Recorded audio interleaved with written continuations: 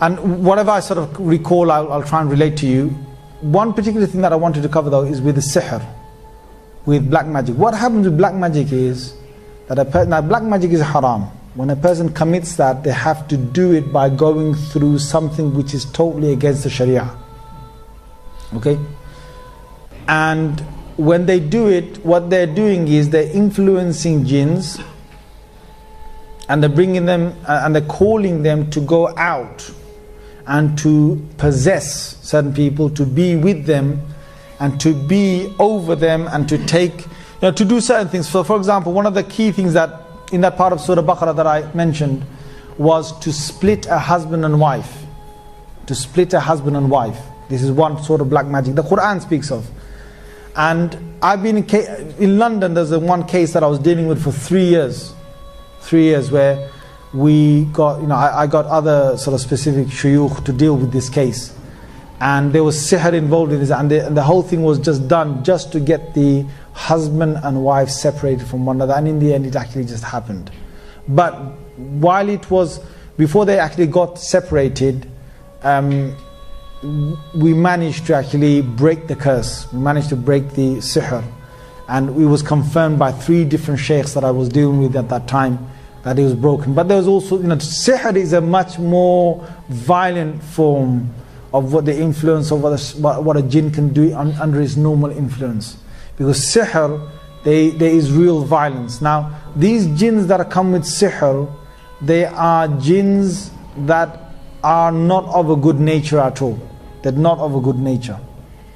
And what happens is that for human beings to gain contact with these jinns, the witchcraft that goes on, and there could be shirk involved in this, where people actually start to worship the devils, worship the shayateen. Now jinns are normal, but shayateen, obviously they're the evil ones, they're the devils.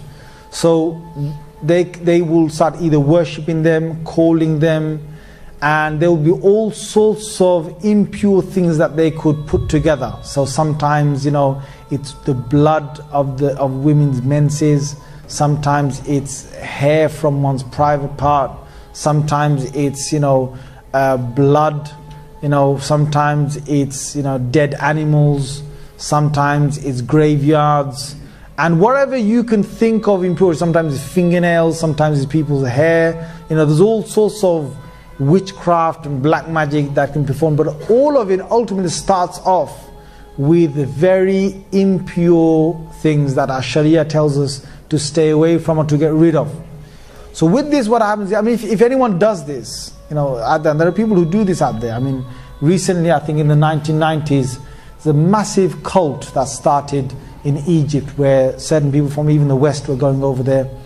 And there was a cult that started as devil worshippers. They would wear black, and they would have long fingernails, or they would just stay with impurity, and they would worship these spirits, and they would worship sort of these creatures.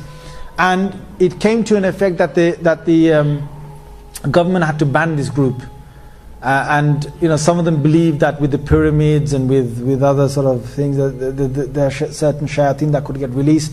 Whatever the belief was. But across the world, in Africa you've got this, in the Indian subcontinent you've got this, in this country as well you've got this.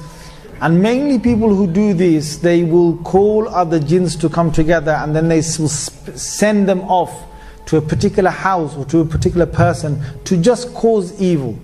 Now with sihr, it is a much more severe case than jinns. And with this, what needs to be done is, again, Quran is actually enough.